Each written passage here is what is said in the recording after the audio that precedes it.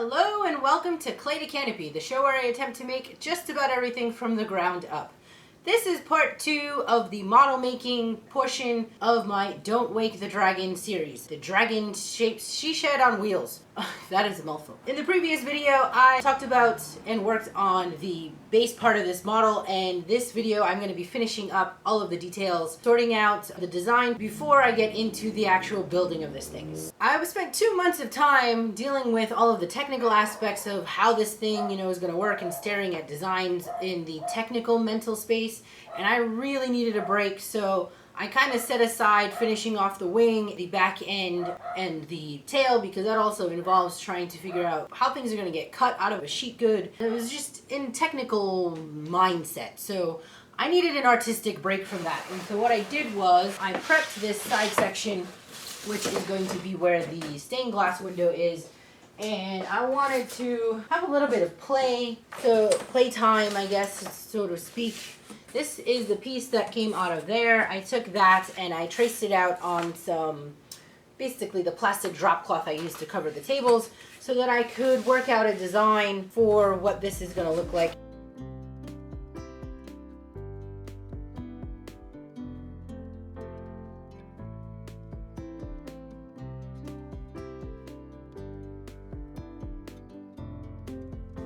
I spent some time coloring in dots, which gave me a nice mental break and a nice mental fresher. And the design decision on this is, there are some things I had to think about from a technical aspect that needed to be incorporated and dealt with in the design. To do this large section as one giant stained glass panel would be pretty ridiculous. Number one, it was going to be insanely heavy. And, I do as much as I possibly can by myself here. I don't really ask for help unless I'm really struggling with something heavy and need an extra set of hands. Dealing with a large glass panel like that is definitely going to be something that would require me to have a second pair of hands on hand at all times, and it's just not the way I work. So I had to come up with a way to break up this window so that it would be manageable for one person. I also wanted to keep true to the concept of the dragon, what the dragon is to me, bring that throughout, and pull in some design elements that I know is going to be making elsewhere into this window. I guess I should say this dragon to me is a forest dragon. Its home is the bed of the forest ground. Again, here I go with more green, right? I gotta build something sometime with some other colors. Maybe the next color scheme is gonna be purple. I'm always in this natural coloring scheme, but when I thought about this dragon, there is just no other type of dragon that this could be other than an earth dragon, a dragon that is connected to the forest. And so the stained glass window is going to be a tree in the full moon with its branches kind of going along. When you sit at the bottom of a forest and you stare up into those trees, they create this canopy, this way of comfort, almost like a womb protecting you. And I wanted to draw that design element into the dragon because I see this dragon as that. It is this giant beast that is on the exterior supposed to be this scary thing, but inside, in the belly of the beast, is this sanctuary, this place of comfort, this place to settle. And it's really important to me that the design, the textures, the things that you see inside reiterate that comfort, that space of, it's cozy, it's happy here, inside the belly of the beast. For me, the forest ground is that space, the mossy green along the pathway, and you're looking up into these branches that just kind of hold you close and hold you into this space of comfort. So that is what this panel is going to be. What this is going to allow me to do is everywhere that you see these tree branches in the design, this is going to be wood. So I'm taking the idea of a traditional, Victorian window, those old school windows where they had the slatted crossings and they would do things with the woodwork. I don't know if it's fully Victorian, it kind of pulled out, maybe in the Craftsman era, where you have a bit of a boxing type of windows happening. I'll try and find a sample reference and throw it up here. And all of that framework was made out of a woodworking frame. So I'm going to use that technique to have the tree elements of this be wood, and it will be stained out in black. That separates every section of my stained glass to these smaller bubbles. So I now have only the stained glass fitted into these small sections. That piece will then be fitted into a frame, and it'll be much easier to work in those small sections. I don't have that fear of, oh my gosh, I got through almost 3/4 of the window and one tiny section has a crack, and now what the heck am I gonna do? If I'm working in these smaller modular things and something cracks and breaks, it's not as big of a deal to try and repair that small section. I prefer working this way. There is something missing from this. I cannot have all of this white space. To get this glass with these round circular green dots from a technical standpoint is not going to work without having some kind of glass breaks within the, so I need to figure out what kind of pattern I want this to be in the letting, and I'm playing with designs on that now. I'm going to probably be looking at quilting top patterns, you know, that white line design that runs through a quilt when they do top patterns. That's kind of what I want this to be, this invisible line that seeps through. The green circulars are also going to pull into the internal design of what's going on. So actually didn't bring out those things. I should go grab that. So there are many different reasons for making models, and I've talked a little bit about this before. Whether you're making a model for a technical reason, sometimes it's a visual. I tend to make models for both purposes, particularly for things that take a long time for me to make. So this is going to probably be at least a year-long endeavor. I need to have a little bit of instant gratification of where the design's going for sometimes. Sometimes I know that I can see this picture in my head and I'm going to be okay with that, but since this is such a grand scale, I really needed to have the design stuff visibly accessible to me as well, so that if I am making other decisions, I can make sure that I have something visual reference to go, oh, that's going to clash with that, and that's not going to quite work out. In my research and in my reading, a lot of what I was looking at, since I'm going to be using a cloth fiberglass to hold these joints together, there are some people who have used things like old sheets and old linens to have a cheap way to bring those pieces together. So I thought that that was a great opportunity for the inside of this piece to sort of look like wallpaper,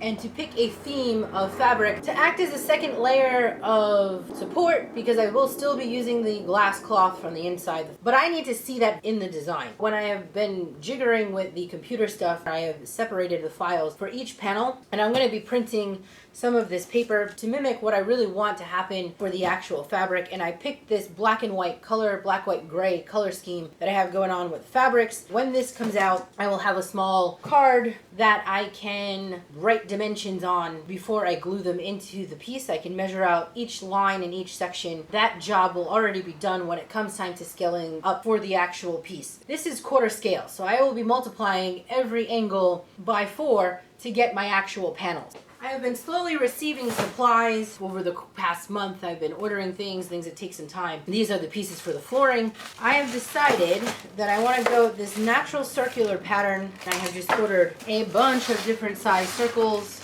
that are just all going to be randomly placed.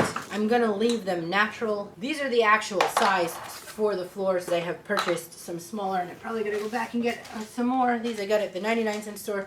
Some smaller bits for the model. In between where this is going to go, I have purchased a shimmery green mica powder and all of my resin in between where you're going to see on the dragon and the details of the flooring. So the floor will be natural, and in between it you'll have this green, and then the opposite's going to happen on the stained glass where you have this kind of frosted white glass in between with the green circles. So it's the natural materials playing off of each other, natural in its major state. I will pick frosted glass for the clear because I want a little bit of privacy happening, but I want you to be able to sit in front of this window and see something, maybe, or at least have this light kind of filtering in. I am going to do something to the surface of this dragon. It will be a second layer of plywood that will have bits of that green coming through, and this is part of what I need to test. And then I also will have to test out what I have in mind for the surface of the outside of the dragon. I've decided that as far as the interior of this dragon goes, the parts for the bed, the seating, all of that, I'm going to hold off and do this entire series in 2 halves. So the first half is going to be me constructing the outer piece of the dragon, all of those design principles, and then the second half of this series will be me dealing with the interior. And I really need to sit inside the belly of the beast, so to speak. I need to be in there, sit in the space before I can make the decisions of, you know, the table's going to go here, or a small little whatever is going to go here. And that's not going to be able to happen until the exterior is constructed. All right. Whew, that was a very long-winded design intro, but now that I started sort of pulling out supplies,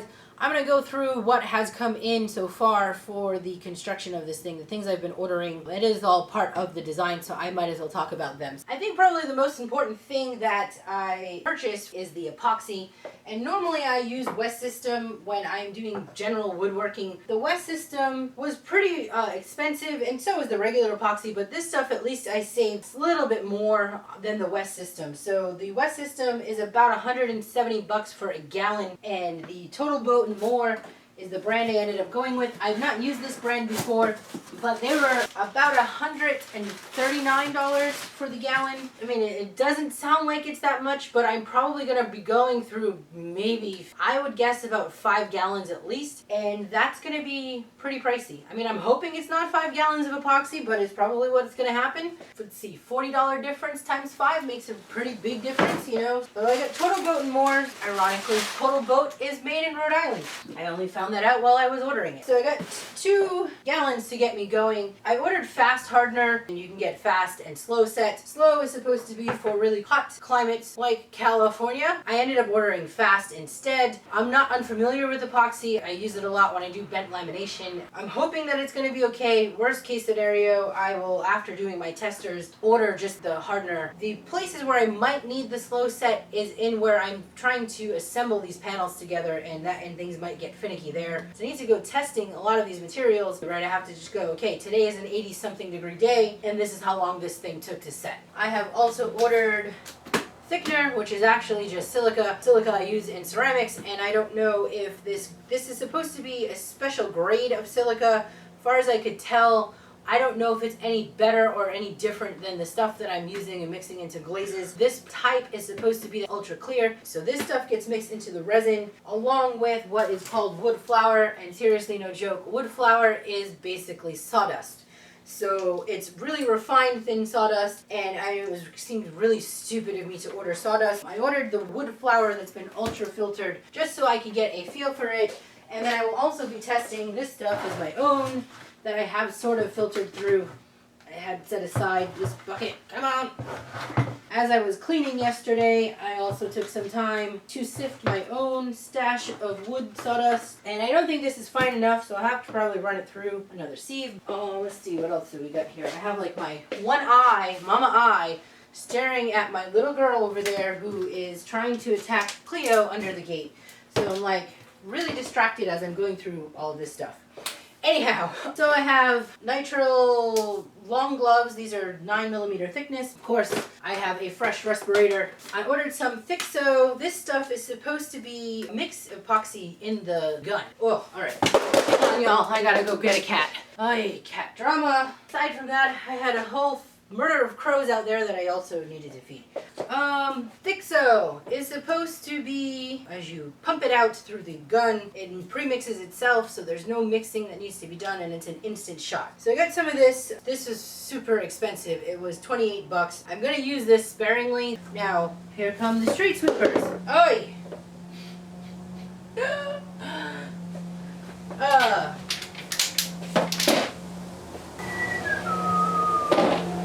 I got 1/4 inch sanded ply, and I have an 1/8 inch piece of Luan just to mess with. I think this is what's going to become the surface treatment that I mess with. So the structure, oh, I don't even know if you can hear me. Come on now, finish the damn washings. And this is why I need to get a new space. So please go back and watch a bunch of my old videos and let them run so that, yeah, I can get monetized and can have an excuse to go buy some like desert land and be building off where it's quiet.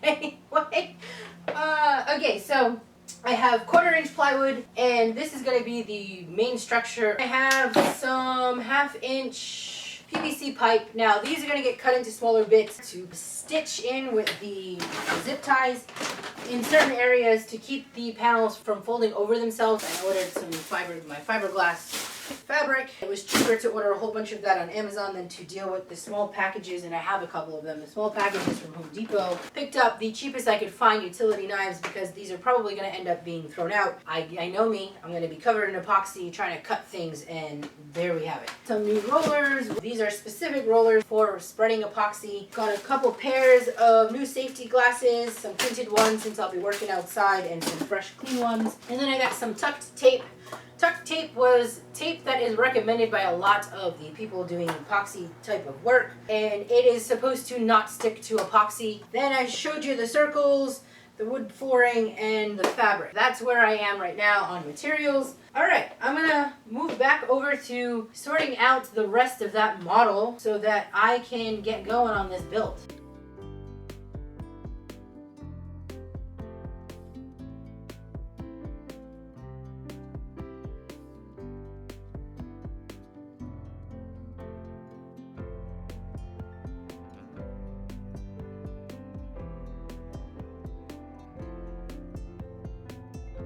So here's where I am. Hair's up. It is just way too hot. It's been super humid lately and I just can't do it. I'm barefoot and in shorts because I need to just get through it. I have cleaned up the inside of this and got it right where I need it to be. I finished up the tail. I have also put in the back panel where the door is going to go, sorta. I'm going to cut through the hole. This is going to be a walk-up, so actually the door is going to be more of an opening, and this is going to have to be taken down, but that's a technical thing I'm going to have to work out later. So I have extended the base. The internal part here is going to be the inside bed. It'll be resting just over where the inside of the bed of the trailer is, in between the wheel wells. There is gap spacing here. I was debating opening this up so that you could potentially have a longer stance of seating. I mean, it's not gonna be a party house, right? I'm doing this just because I can, because it's in me to make. Its design is meant to be more of a sanctuary, kind of an intimate space. So I don't envision there being groupings of people. I don't want the weight to be over the side edges of this. There is gonna be overhang on this side where the dragon head and foot is, and then the back end will have less visible weight, but this is going to be the giant glass panel. It was about 125 pounds, and as I've been constructing this, and even in the model, I've been constructing it based off of sheet good. If I'm dealing with giant sheets of cardboard, I could have cut this as one long piece, but I needed to get an idea of the parameters of the 4x8 sheet of plywood that I'm going to be stuck using my cuts on. Made myself an ongoing cut list, so I'm going to be needing 6 sheets of 3/4 inch plywood to make the base of the outside of this thing happen, and I've just jotted down how I'm going to cut each one of those sheets.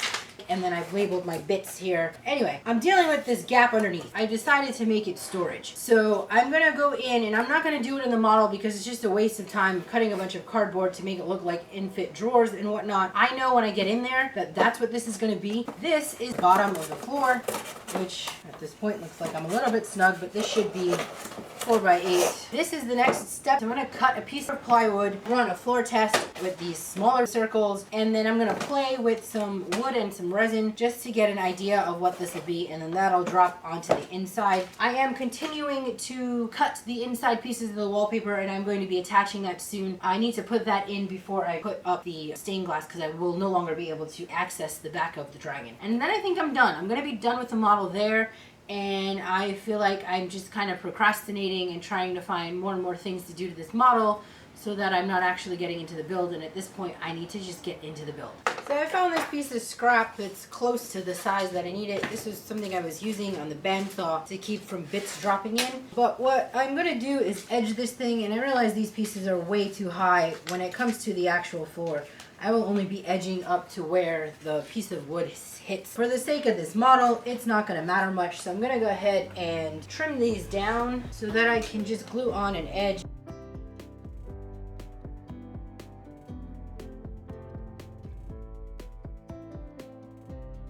Suppose I could.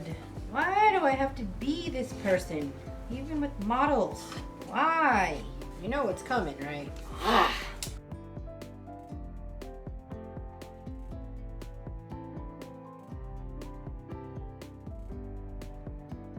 So clearly I couldn't help myself and it cut it down anyway.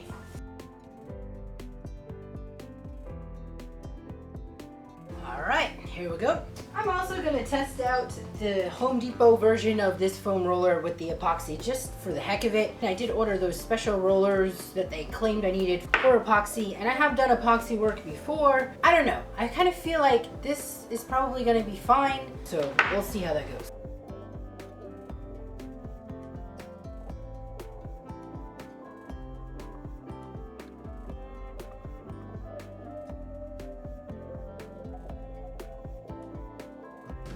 clearly this stuff is way too old.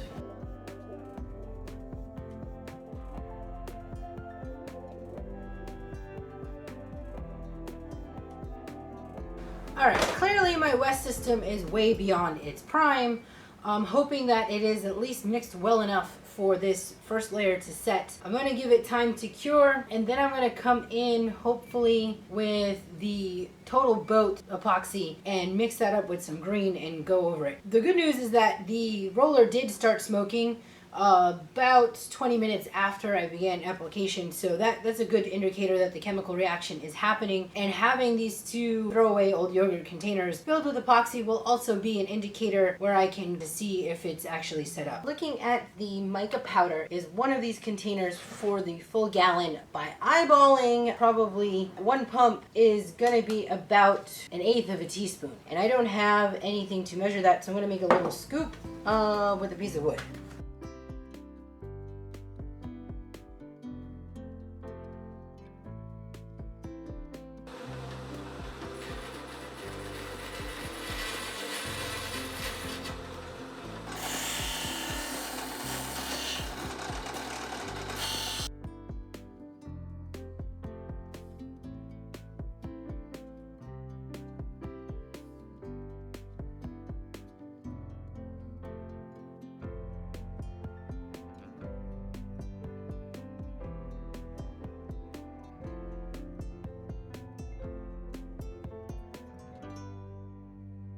Well, she's far from perfect, but she will do. I'm gonna let her sit here and dry while I finish prepping this area.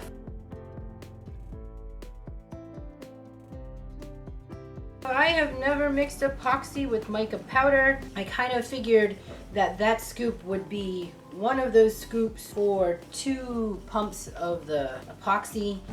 So, I don't know. We'll see. See if this is what I need. I feel like that's a little too thin for me. I think what I'm gonna do is I'm gonna put 2 scoops on the other half, and I'm gonna ask Sarah to come and open this so that I don't have to mess this up. I need you to open the mica powder and put 2 level scoops in. Oh, I'm gonna stay that way. Yeah, that's it. That's it. Looks good, looks good, looks good. All right, so my eyeballing was damn near perfect. That scoop is 1 scoop per 1 set of that. Talk about a magical make day. Magical making moments. Oh, it looks awesome. I'm so excited. I need to get off of doing these samples and start making this damn dragon. This is awesome. My panel here has been drying overnight and has cured, and I have this 2-tone thing going because the one half got the full scoop per pump and the other half got half a scoop per pump because it had 2 pumps and the 1 scoop thing. Anyhow, I have just hit this whole entire surface with a 120 grit sandpaper, and I buzzed down the edges. I'm not going too crazy with trying to get all of the resin off of the wood, and I didn't go back and fill the pits. It's good enough. I've done a 120. I'm gonna hit it with a 150 and then take it up to 220, which is usually the way I do with furniture. I'm gonna attempt to put some teak oil on this and see what happens. This should be okay. A lot of the people who turn pens, epoxy pens, use tung and teak oil on the epoxy resin pens. Technically, we should be alright here. This is gonna be a multi-day process of me applying, letting it soak in, coming back and applying more, just so I can see what kind of a finish I can get on it. I think eventually I probably, once it fully dries and cures, I'm going to hit it with something stronger, as this is going to be a floor. And the teak oil is marine grade. It's designed to be outdoors. So, I don't know. Yeah, this is all one giant experiment. So we shall see. Alright y'all, it is time for me to stop messing around with this model and jump into this make. So I'm gonna leave this video here. I will take some close-up footage of what's going on in the model. There are still some things I need to work out, like the drop of this door, but this is a working model. It's gonna be a working model throughout the entire build. I'm gonna need to probably take things apart, take measurements off of this thing, but I think I've got more than enough information to begin this build. I hope you enjoyed this video. Please like, share, and subscribe if you you have not done so already, and stick around to watch this new project all come together.